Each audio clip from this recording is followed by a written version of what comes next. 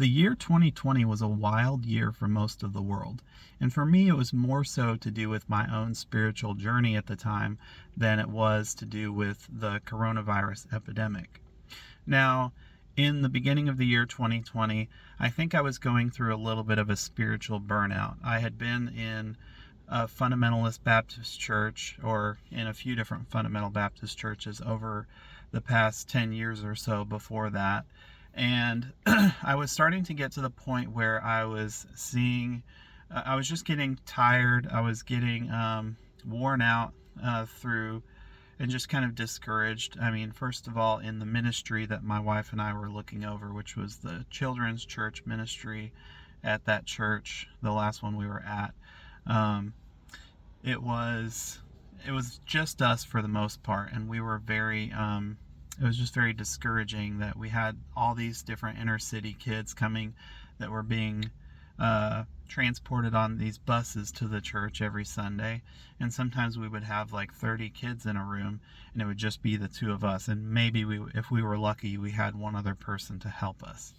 But that, not just that, but also just the church environment that we were in, where we were expected to live up to a certain standard of holiness and dress codes and behaviors and things like that, that were, a lot of it was like extra biblical rules that were not actually laws or commandments listed in the Bible. But that's beside the point.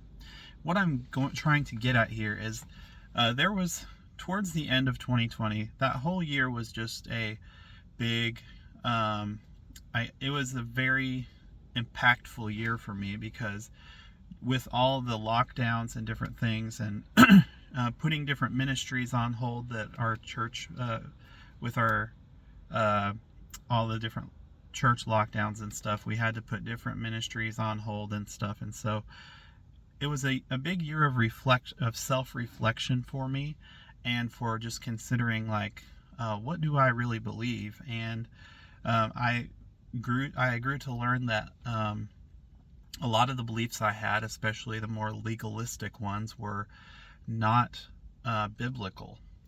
And there was one time during, I think it was a Wednesday night church service, that the pastor was preaching, and I honestly can't even remember what he was preaching on.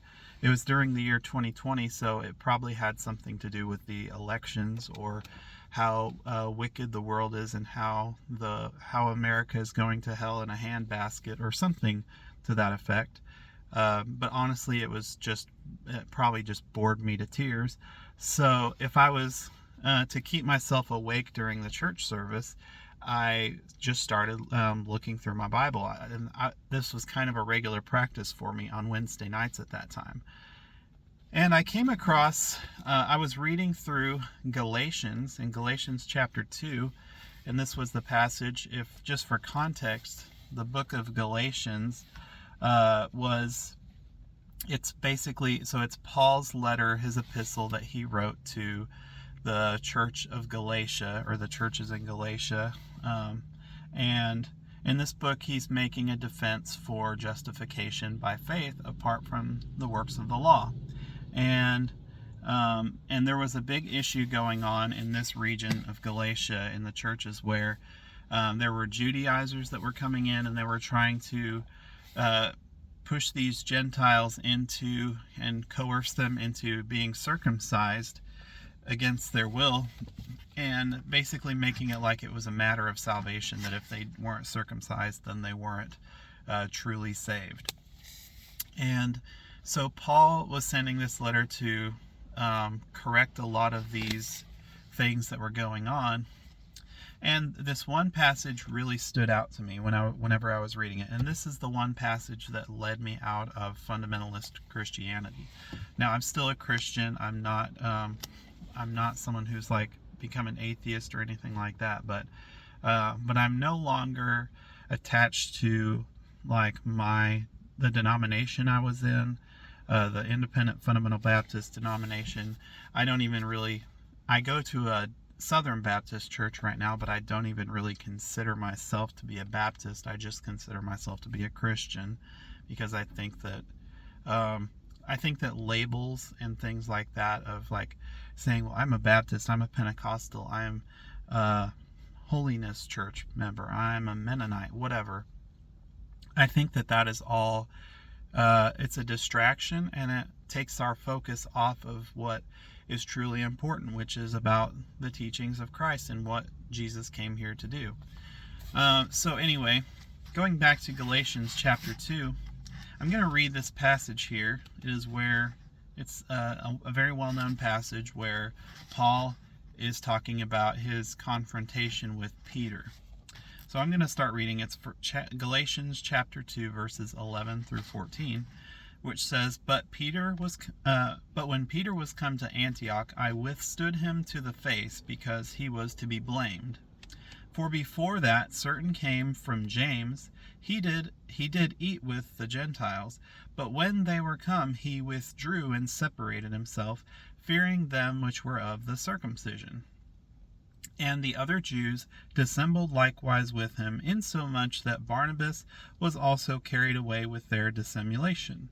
But when I saw that they walked not uprightly according to the truth of the gospel, I said unto Peter before them all, If thou, being a Jew, livest after the manner of the Gentiles, and not as do the Jews, why compellest thou the Gentiles to live as do the Jews? So that is Galatians chapter 2, verses 11 through 14. Now, what particularly stood out to me when I was reading these verses, well, first of all, it really just made me think like, okay, yeah, Peter was being a little bit two-faced here, because he would hang out with these Gentiles and he would just act like himself. He was being normal around them, eating with them, fellowshipping with them. But then whenever these people came from a different church, and maybe the members of this other church that came from James's church, they must have been, probably most of them were like Jews instead of Gentile Christians. And so Peter started to, whenever they would come around, he would stop hanging around these Gentiles as much, and because he was trying to be a people pleaser, and he was trying to impress these visitors that they had. They probably had a lot of respect for the church, for James's church and their people, and so to try to impress them and everything like that, I think he started separating himself from these Gentiles whenever these other people came around. Now, there's a certain word in this passage, or a couple words that really that stood out to me, and I had to look them up whenever I first read this passage.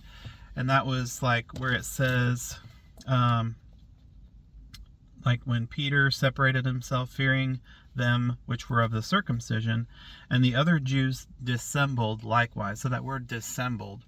And then there's a different form of that word that appears later on, where it says, hold on just a second.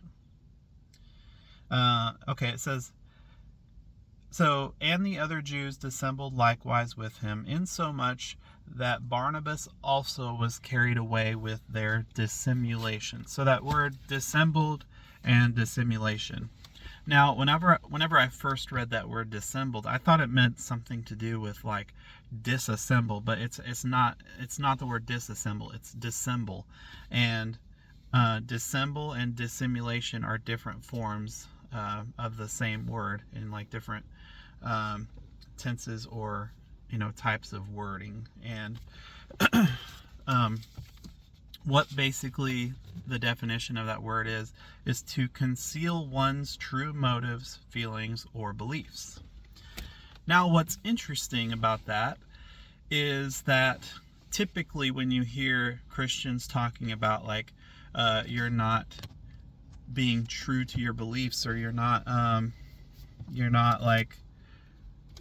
acting ashamed of your beliefs, your faith in Christ and stuff like that, that they talk about like, oh, you're trying to blend into the world so that you're not persecuted, or so that people will not think you're dumb or whatever for having these different religious beliefs. But In this context, when it's talking about dissembled, it's not, Peter isn't doing this dissembly and this dissimulation. He's not doing it to try to please the world or to try to hide his faith.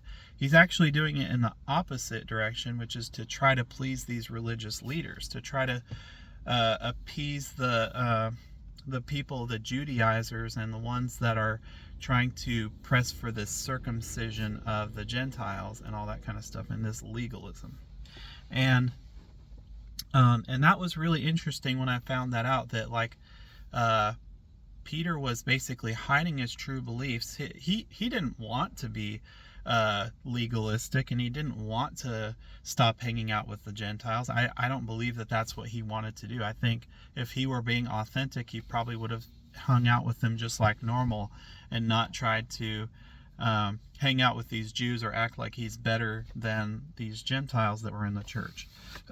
But for some reason, and I think we all have this tendency that we want to try to please those people that we look up to, and that can often be in a religious setting. And what really stood out, one of the things that was like, and it just really kind of pricked at my heart, is that whenever it said that after the Jews dissembled likewise with him, it says, insomuch that Barnabas also was carried away with their dissimulation.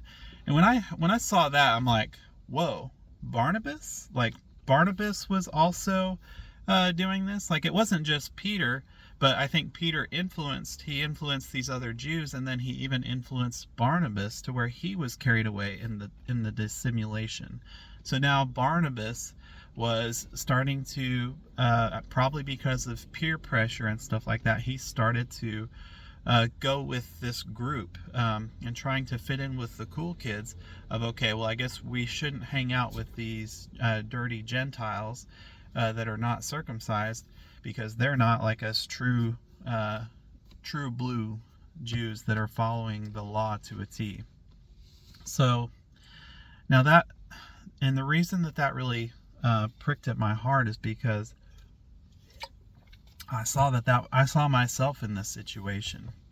I saw that I had this religious mask on, and that's why I've named this series Unmasking Religion, is because I saw myself wearing this spiritual religious mask where I was trying to please the pastor of my church. I was trying to please those mentors I've had in the different Baptist churches and things like that, and those that poured into me at Bible college and all that kind of stuff. And I don't have any hard feelings towards these people, but that's not the point of this video. But whenever you get to the point where like your priority is in trying to please your religious leaders, and you do so much that you lose your own authenticity, you stop being yourself, and you start to hide your own thoughts and feelings. Like you can't even tell them whenever you have a disagreement about a certain passage of scripture, about how something is done in the church. It's hard to voice your own opinion and to voice any disagreements whenever you're trying to live out of this people-pleasing mentality. And that's what I was doing. I was living like a hypocrite, like a religious Pharisee. I was all clean on the outside. I wore this nice suit to church, and I, wouldn't go to any places that were considered wrong for Christians to go to. I tried not to listen to any rock and roll music, at least not in front of other Christians. I would by myself and things like that, but I wasn't being authentic, and I realized that this was probably my greatest sin, is that I wasn't being my true self. I wasn't being authentic. I was being a hypocrite. And so I think that that's why this passage was very powerful, and it motivated me to wind up leaving the independent fundamental Baptist movement and kind of just like fundamentalism in general. So I would just encourage you to stay true to your beliefs. Don't um, don't try to just fit in and please the crowd or please the authority, but be your authentic self. Find out what you truly believe, and don't just believe something because other people tell you it's the right thing to believe. Do your own research, and if that's where whatever you come to through your own research and your own study and your own work, then I think you'll wind up at the right place. Now, not everyone winds up in the same place when they do the research and stuff, and that's fine. I don't think that we're all meant to agree 100% on every little thing when it comes to Bible interpretation and things like that. But the important thing is that we are focusing on loving each other, building each other up, and helping those who are in need, and basically living the way that Christ lived and taught us to live. So I'm going to go ahead and leave it at that. I hope you all have a great rest of your day. Please make sure to like, subscribe, and comment if you have any thoughts or anything like that. And I hope you all have a good day. I'll talk to you next time.